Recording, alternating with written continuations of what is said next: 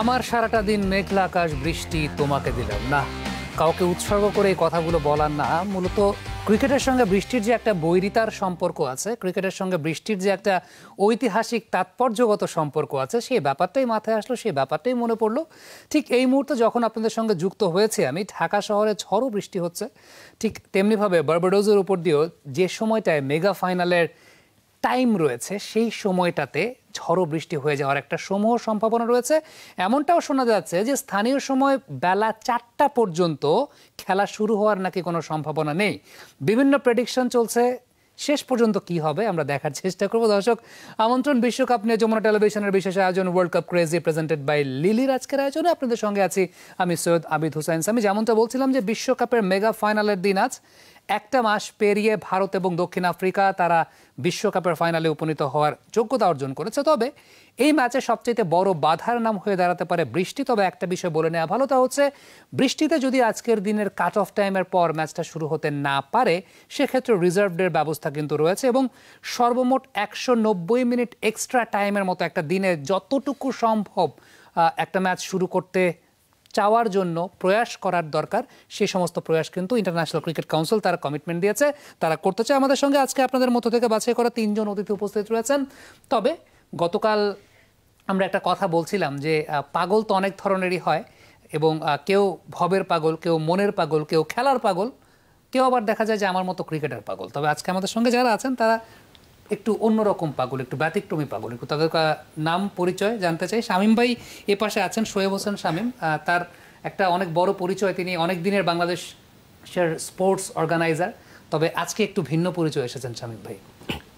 Mohammad Shoaib Hossain Shamim, adviser, মহাপাগল। মহাপাগল, আমরা গতকাল মহাপাগল নিয়ে কথা বলছিলাম যে বাংলাদেশে এই বিষয়টা এখন কিন্তু খুব রেয়ার যে একটা পার্টিকুলার ক্লাবকে কেন্দ্র করে এই যে একটা ফ্যান বেস গড়ে ওঠে এবং এইভাবে এখন পর্যন্ত তারা খুব চমৎকার ভাবে এগিয়ে চলছেন। এবং যেটা হয় যে এখন অনেক বেশি কমার্শিয়াল যুগ, সবাই একটু কমার্শিয়াল পয়েন্ট অফ ভিউ থেকে চিন্তা করে খেলাধুলাকে প্রমোট করার ক্ষেত্রে। তবে মহাপাগল যে সংগঠনটা, তারা ডেফিনেটলি একদম মনের তাড়না থেকে মোহামেডান স্পোর্টিং ক্লাবকে সমর্থন করে যাচ্ছে। মাঝখানে কে আছেন?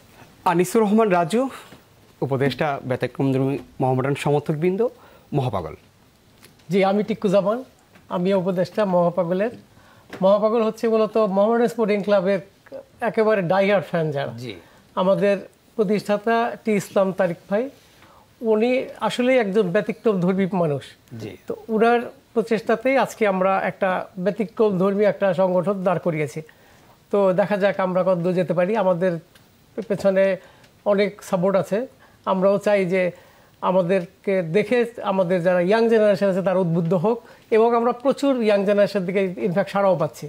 তো আমরা খুব খুশি আমাদের সংগঠন নিয়ে। ইয়াং জেনারেশন থেকে প্রচুর পরিমাণে সাড়া পাচ্ছে। শামীম ভাই, একটু আপনার কাছে জানতে চাই, নিশ্চয়ই বৃষ্টির দিনে আপনার অনেক রোমান্টিক স্মৃতি আছে। বৃষ্টির দিনের রোমান্টিক স্মৃতি, শামীম ভাই মুসকে মুসকে হাসছে। এনিওয়েজ, এবং আপনাদের জেনারেশনটা অনেক বেশি রোমান্টিক ছিল, সেটাও আমরা জানি, সেটাও আমরা শুনি। বাট আমি একটু ক্রিকেট নিয়ে আপনার বৃষ্টির কোনো স্মৃতি যদি মনে পড়ে, ইনফ্যাক্ট 92-এর বিশ্বকাপের গল্প আমরা শুনি যে 92-এর বিশ্বকাপে সাউথ আফ্রিকার ম্যাচে এরকম একটা ঘটনা ঘটেছিল, আপনারা তো দেখেছেন সেই সময়টায়। একটু বৃষ্টির সাথে ক্রিকেটের বৈরিতার কিছু সম্পর্ক যদি আপনার মনে পড়ে, কোনো কিছু আমাদের সঙ্গে শেয়ার করতে চান। বৃষ্টির সাথে বৈরিতার সম্পর্ক বলতে 2014-তে 13-তে বোধহয় বাংলাদেশে টি-20 বিশ্বকাপ হয়েছিল। 14-তে ওয়েস্ট ইন্ডিজ এবং শ্রীলঙ্কার সেই সেমিফাইনাল। প্রথম দিকেই ওয়েস্ট ইন্ডিজের 2 ওপেনার বেশ অ্যাগ্রেসিভ ছিল এবং বড় বড় বিগ হিটগুলো তখন তারা সেটা প্রডিউস করতে পারতেছিল, কিন্তু হঠাৎ করে বৃষ্টি এসে বাগড়া দিল এবং এত শিলাবৃষ্টি হলো, মাঠকে পুরা চাদরে আবৃত করা হয়েছিল।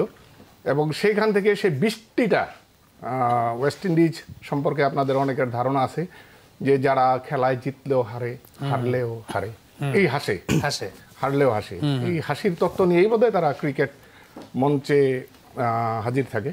সেদিন যদি বৃষ্টি বাগড়া না দিত তাহলে সেই ফাইনালের গল্পটা অন্যরকম হতে পারতো। সেই ফাইনালের একটা প্রতিপক্ষ ইন্ডিয়ার ওয়েস্ট ইন্ডিজে হতে পারতো।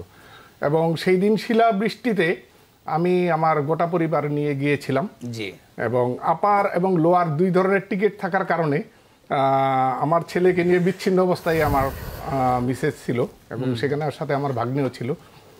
তো প্রচুর শিলাবৃষ্টিতে সেই দিনের ম্যাচটা সম্ভবত পরিত্যক্ত হওয়ার কারণে কার্টেল ওভারে শ্রীলঙ্কা সেই ম্যাচটা ক্যাপিটালাইজ করে ফাইনালে চলে যায়। এবং সেই দিনে আপনার প্রচণ্ড গরম থাকার কারণে কিন্তু মোটামুটি গরমের পোশাক নিয়ে কিন্তু পরিধান করেই কিন্তু মাঠে গিয়েছিলাম। জি, কিন্তু সেই শিলাবৃষ্টিতে সে কনকনে ঠান্ডা, যার ফলে এখনও ভাবি যে এমন প্রচণ্ড গরমের মধ্যেও যদি স্টেডিয়ামে যাই তাহলে শীতের পোশাকটাও সাথে নিয়ে যাব। ও বাবা, তার মানে শামীম ভাইয়ের কাছ থেকে একটা টোটকা কিন্তু আপনারা নিতে পারেন, তা হচ্ছে এই যে বৃষ্টির বাগড়া দেওয়ার একটা সম্ভাবনা অবশ্যই থাকে, শিলাবৃষ্টির সম্ভাবনা থাকে। সুতরাং যারা এই স্টেডিয়ামে যাবেন সেই সময়টাতে ডেফিনেটলি গরমের সময় যদি স্টেডিয়ামে যান শীতের পোশাকটা সঙ্গে নিয়ে যাবেন। আমার একটা কোয়েশ্চেন আছে, সেটা হচ্ছে অদূর ভবিষ্যতে এমন হতে পারে কিনা যে ক্রিকেট খেলাটা এই বৃষ্টির কারণে ছাদের নিচে চলে আসবে, এরকম হতে পারে কিনা? কারণ ইংলিশ ওয়েদারের বা ইংলিশ কন্ডিশনের দুর্নামটা কিন্তু একদম বিশ্বজোড়া, যে ইংলিশ কন্ডিশনে খেলা হলে বৃষ্টি হয়, ক্যারিবিয়ান কন্ডিশনে এবার বৃষ্টি হচ্ছে, এবং এমন একটা সময় যেটা মানে জুন জুলাইয়ের এই সময়টাতে ক্যারিবিয়ানে বিশ্বকাপ হচ্ছে। অদূর ভবিষ্যতে এমন দেখা যেতে পারে কিনা যে ছাদের নিচে ক্রিকেট চলে আসছে? আপনি যদি 2019-এর যে অস্ট্রেলিয়া বিশ্বকাপটা হয়েছিল ওখানেও কিন্তু বৃষ্টির কারণে কিন্তু অনেকগুলো ম্যাচ খেলতে দেরি হয়েছে, অনেক ঝামেলা হয়েছে। ইভেন লাস্ট ইন্ডিয়া বিশ্বকাপে কিন্তু একই কয়েকটা ম্যাচে বৃষ্টির কারণে ভাগড়া হয়েছে। তো অস্ট্রেলিয়ার একটা স্টেডিয়ামও আছে, যখনই ওই পুরোটাই মানে স্টেডিয়াম, তো বৃষ্টির জন্য আসলে মানে প্রকৃতি এমনভাবে পরিবর্তন হচ্ছে আমরা কি এখনো বলতে পারতেছি না যে কখন কি ধরনের ওয়েদার হচ্ছে।